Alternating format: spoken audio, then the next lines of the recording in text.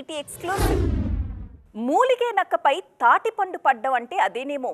ఇక్కడ ఒక్క తాటిపండు కాదు, 3-4 వరుసగా పడిపోయాయి.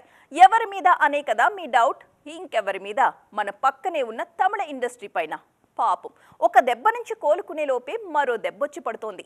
అసలు కోలీవుడ్కి ఈ పరిస్థితి ఎందుకు వచ్చింది? ఆ ఇండస్ట్రీని కాపాడేదెవరు? ఎక్స్క్లూసివ్గా చూద్దాం ఈ స్టోరీలో. ఏదో ఒక సినిమా మిస్ఫైర్ అయిందంటే ఏమో అనుకోవచ్చు, కానీ వరుసగా వచ్చిన భారీ సినిమాలన్నీ మిస్ఫైర్ అవుతున్నాయంటే అసలు సమస్య ఎక్కడుందో కనుక్కోవటంలో కోలీవుడ్ దారుణంగా విఫలమవుతోంది అనే విమర్శలు చాలా రోజులుగా వినిపిస్తూనే ఉన్నాయి. 2024లో తమిళ ఇండస్ట్రీతో బ్యాడ్ టైం బంతాట ఆడేస్తోంది. వరుస విజయాలు అందుకుంటున్న విజయ్ ఏమో రిటైర్మెంట్ తీసుకున్నారు. రాజకీయాల కోసం సినిమాలు వదిలేస్తున్నారు దళపతి. ఇంకొక సినిమా మాత్రమే చేస్తున్నారైనా.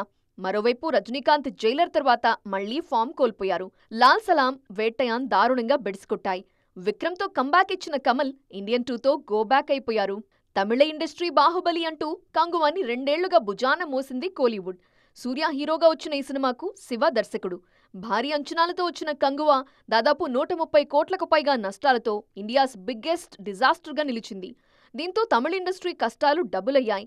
విక్రమ్ తంగలాన్ సైతం ఆడియన్స్ ని నిరాశపరిచింది. ఈ మధ్య కాలంలో కోలీవుడ్కి ఊరటనిచ్చిన సినిమా ఏదైనా ఉందా అంటే అది అమరన్ మాత్రమే. శివకార్తికేయన్ హీరోగా వచ్చిన ఈ మూవీ 300 కోట్లకు పైగా వసూలు చేసి బ్లాక్ బస్టర్గా నిలిచింది. పొంగల్కు విడాముయర్చి అంటూ అజిత్ వస్తున్నారు. ఆ తరువాత తగ్ లైఫ్తో కమల్, కూలీతో రజనీ వస్తున్నారు. ఇవన్నీ ఆడితేనే కోలీవుడ్కి మళ్లీ మంచి రోజులొస్తాయి. దండయాత్రకు అంతా సిద్ధం. రికార్డుల వేట మాత్రమే మిగిలింది. 3 ఏళ్ల శ్రమ, 5 ఏళ్ల యూనివర్స్, ఒక దర్శకుడి కళ, హీరో 5 ఏళ్ల కష్టం. అన్నింటికీ మరికొన్ని గంటల్లోనే సమాధానం దొరికిపోతోంది. India's most prestigious project Pushpa 2 విడుదలకు సర్వం సిద్ధమైంది. మరి బన్నీ బ్రాండ్ ఎలా ఉండబోతోంది? ఎన్ని థియేటర్స్లో రాబోతున్నాడు పుష్పరాజ్? Have a look. కల్కి, దేవరా సినిమాల తర్వాత టాలీవుడ్తో పాటు ఇండియన్ సినిమాను షేక్ చేసిన సినిమాలు తక్కువగానే వచ్చాయి. తాజాగా ఈ బాధ్యత పుష్ప తీసుకున్నాడు. ఇండియాను షేక్ చేయాలని ఫిక్స్ అయిపోయాడు పుష్పరాజ్. ఈ సినిమా ప్రపంచవ్యాప్తంగా 12,500 థియేటర్స్లో విడుదలవుతుంది. 2 తెలుగు రాష్ట్రాల్లో స్పెషల్ ప్రీమియర్స్ భారీగా పడ్డాయి. పుష్ప 2 కోసం కొన్ని రోజులుగా విశ్రాంతి లేకుండా కష్టపడుతున్నారు అల్లు అర్జున్. కేవలం తెలుగు రాష్ట్రాల్లో మాత్రమే కాదు, హిందీలోనూ ఈ సినిమాపై భారీ అంచనాలున్నాయి. ఇప్పటివరకు చరిత్రలో లేనట్లుగా నార్త్లో 6 AM షోలు పడుతున్నాయి పుష్ప 2కు.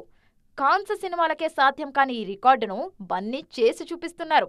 అడ్వాన్స్ బుకింగ్స్తోనే ఇప్పటికే 140 కోట్ల మార్కు దాటిపోయింది పుష్ప 2 ఓపెనింగ్ డే రికార్డ్. అఫీషియల్గా 250 కోట్ల వరకు రీచ్ అవుతుందని అంచనా వేస్తున్నారు ట్రేడ్ పండితులు. ఇదే గాని నిజమైతే ఇండియన్ సినిమా హిస్టరీలో కొత్త చరిత్రకు బన్నీ తెర తీసినట్లే. మొత్తానికి ఆకాశమే హద్దుగా చెలరేగుతున్నారు అల్లు అర్జున్. అక్కినేని వారింట పెళ్లి బాజాలు మోగాయి. చాలా రోజులుగా ట్రెండింగ్ లో ఉన్న చైతు, శోభితా ధూళిపాళ్ల వివాహం అంగరంగ వైభవంగా జరిగింది. 2 ఏళ్ల ప్రేమకు పెళ్లితో శుభం కార్డు వేసేశారు ఈ జంట. మరి చైతు, శోభితా పెళ్లికి ఎవరెవరొచ్చారు? ఎలా జరిగింది? అక్కినేని వారి పెళ్లి ముచ్చటపై స్పెషల్ స్టోరీ.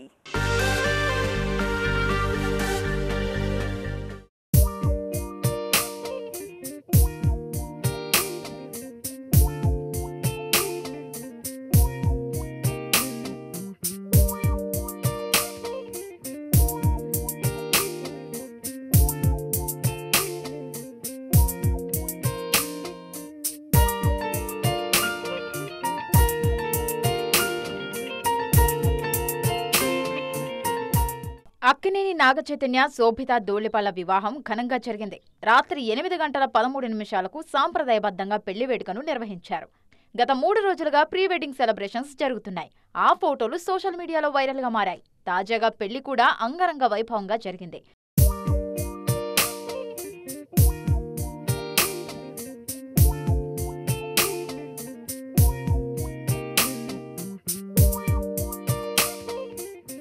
అక్కినేని కుటుంబం సెంటిమెంట్ గా భావించే అన్నపూర్ణ స్టూడియోస్లో వివాహ వేదికను సిద్ధం చేశారు. ఇరు కుటుంబాలతో పాటు సినీ, రాజకీయ, క్రీడా ప్రముఖులు ఈ వేడుకకు హాజరయ్యారు. అక్కినేని ఫ్యామిలీకి అత్యంత సన్నిహితులైన 300 మంది సెలబ్రిటీలకు ఆహ్వానాలు అందినట్టుగా తెలుస్తోంది. 2 ఏళ్ల కింద ఓ ఓటీటీ షోలో తొలిసారిగా శోభితను కలుసుకున్నారు నాగ చైతన్య. కొద్ది నెలల్లోనే వారి పరిచయం ప్రేమగా మారింది. తర్వాత ఇరు కుటుంబాలని ఒప్పించి పెద్దల సమక్షంలో పెళ్లి చేసుకోవాలని నిర్ణయించుకున్నారు. ఈ ఏడాది ఆగస్టు 8న కుటుంబ సభ్యుల సమక్షంలో వీళ్ల నిశ్చితార్థం జరిగింది. తాజాగా ఘనంగా పెళ్లి జరిగింది.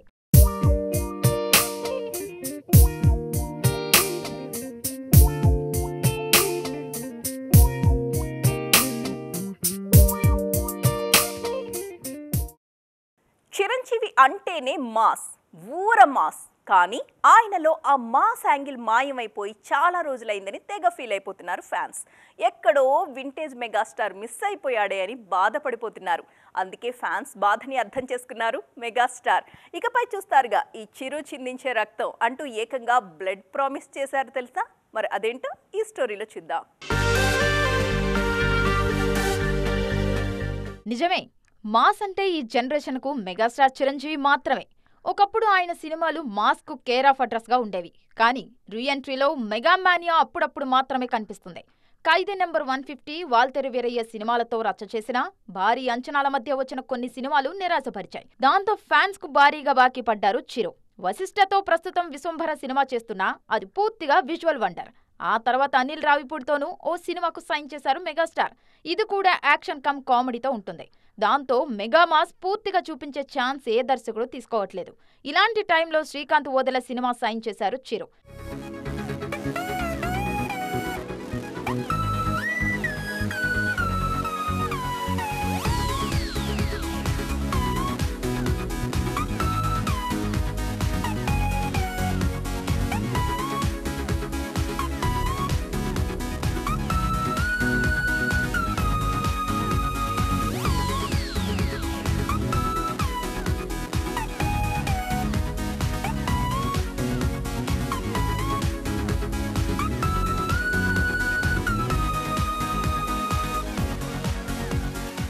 చిరంజీవి ఓదెల శ్రీకాంత్ సినిమాకు నాని సమర్పకుడిగా ఉండటం మరో విశేషం. ఈ సినిమా ఎలా ఉండబోతోందో అనౌన్స్మెంట్ తోనే అర్థమైపోతుంది. మెగాస్టార్లో కొన్నేళ్లుగా నిద్రపోతున్న మాస్ ను తట్టిలేపుతానని రక్త ప్రమాణం చేశారు శ్రీకాంత్ ఓదెల. నాని కూడా ఫ్యాన్ బై తాండవం అంటూ పోస్ట్ చేశారు. ఇదంతా చూస్తుంటే చిరు రఫ్ఫాడించేలాగే కనిపిస్తున్నారు. ఎంతసేపు గ్లామర్ పాత్రలు మాత్రమే చేస్తూ ఉండాలా? మేం మాత్రం ఆర్టిస్టులం కాదా? మాకు నటన రాదా అంటున్నారు హీరోయిన్లు. అందుకే ఒకవైపేమో హీరోయిన్గా బిజీగా ఉంటూనే మరొక వైపు లేడీ ఓరియంటెడ్ క్వీన్ అనే ట్యాగ్ కోసం తెగ కష్టపడుతున్నారు. తెలుగులోనే ఈ పోటీ మరీ ఎక్కువ. మరి ఈ రేసులో ఎవరెవరున్నారో చూడండి. ఇండస్ట్రీలో హీరోయిన్ల మధ్య ఫైట్ మామూలుగా లేదిప్పుడు. ఒకరిని మించి మరొకరు లేడీ బాస్ టైటిల్ కోసం పోటీ పడుతున్నారు. మొన్నటి వరకు అనుష్క, నయనతార లాంటి ఒకరిద్దరు బ్యూటీస్ మాత్రమే ఎక్కువగా లేడీ ఓరియంటెడ్ సినిమాలు చేసేవాళ్లు. కానీ ఇప్పుడు అలా కాదు, అందరి దారి అదే అయిపోతుంది. అనుష్క శెట్టి గ్యాప్ తీసుకున్నా కూడా ఫీమేల్ సెంట్రిక్ సినిమాలు మాత్రమే చేస్తున్నారు. తాజాగా తెలుగులో ఈమె చేస్తున్న ఘాటి త్వరలోనే విడుదల కానుంది. మరోవైపు నయన్ అయితే పూర్తిగా లేడీ ఓరియంటెడ్ కథలకు కేర్ ఆఫ్ అడ్రస్ అయిపోయారు. ఈ లిస్టులోకే సమంత చేరిపోయారు. మొన్న సిటాడెల్ సిరీస్తో అమ్మడి రేంజ్ మరింత పెరిగిపోయింది.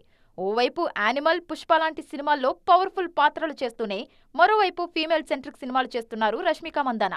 ఇక కీర్తి సురేష్ సైతం బాలీవుడ్ కోసం గ్లామర్ షో పంచుతూనే తనదైన లేడీ ఓరియంటెడ్ కథలను అస్సలు వదలట్లేదు. ఇక తమన్నా ఓదెల 2 అంటూ వచ్చేస్తున్నారు. వీళ్లంతా లేడీ ఓరియంటెడ్ క్వీన్ ముద్ర కోసం ట్రై చేస్తున్నారు. ఇప్పుడు ఎక్కడ చూసినా పుష్ప హవా కనిపిస్తోంది కాబట్టి సంక్రాంతి సినిమాల గురించి పెద్దగా టాక్ లేదు. కానీ ఒక్కసారి పుష్ప థియేటర్స్లోకి వచ్చేశాక అందరూ మాట్లాడుకునేది సంక్రాంతి సినిమాల గురించే. ఇప్పుడు వాటిపై అద్రిపోయే అప్డేట్ వచ్చేసింది. అది కూడా ఒక్క సినిమా గురించి కాదు, 3 సినిమాల గురించి. మరి అవేంటో లెట్స్ వాచ్. సంక్రాంతి సినిమాలన్నీ ముస్తాబవుతున్నాయి. ఒక్కొక్కటిగా లెక్కలేసుకొని మరీ సిద్ధమవుతున్నాయి. పండక్కి 3 సినిమాలు రానున్నాయి. తాజాగా ఈ 3 సినిమాల షూటింగ్ అప్డేట్స్ వచ్చాయి. అందులో Ram Charan game changer shooting ఎప్పుడో పూర్తయిపోయింది. ప్రమోషన్స్ తో బిజీగా ఉన్నారు టీం. డిసెంబర్ 21న అమెరికాలో ప్రీ రిలీజ్ కూడా జరగనుంది. సంక్రాంతి బరిలో బాలయ్య డాకు మహారాజ్ సినిమా కూడా ఉంది. బాబీ తెరకెక్కిస్తున్న ఈ సినిమాపై అంచనాలు మామూలుగా లేవు. తాజాగా డాకు మహారాజ్ షూటింగ్ పూర్తయింది. ఇకపై ప్రమోషన్స్ తో కుమ్మేయాలని ప్లాన్ చేస్తున్నారు మేకర్స్. పైగా అన్స్టాపబుల్లోనూ డాకు మహారాజ్ టీం రానుందని తెలుస్తోంది. వెంకటేష్, అనిల్ రావిపూడి సినిమా సైతం షూటింగ్ చివరి దశకు వచ్చేసింది. ఇంకా చెప్పాలంటే ఈ చిత్ర టాకీ పార్ట్ అయిపోయింది. కేవలం ఒక్క పాట మాత్రమే బ్యాలెన్స్ ఉంది. అది కూడా మరో వారంలో పూర్తి చేయాలని చూస్తున్నారు అనిల్. అనుకున్నట్లుగానే జనవరి 14న సంక్రాంతికి వస్తున్నాం పండగ బరిలో దిగనుంది. మొత్తానికి పండగ సినిమాలన్నీ పోటెత్తడానికి రెడీ అవుతున్నాయి. సో ఫ్రెండ్స్, చూసారుగా, ఇది ఇవాల్టి ఈటీ ఎక్స్క్లూజివ్. మరిన్ని కలర్ఫుల్ అప్డేట్స్తో నైట్ ఈటీలో మళ్ళీ కలుద్దాం. అప్పటి వరకు చూస్తూనే ఉండండి టీవీ 9.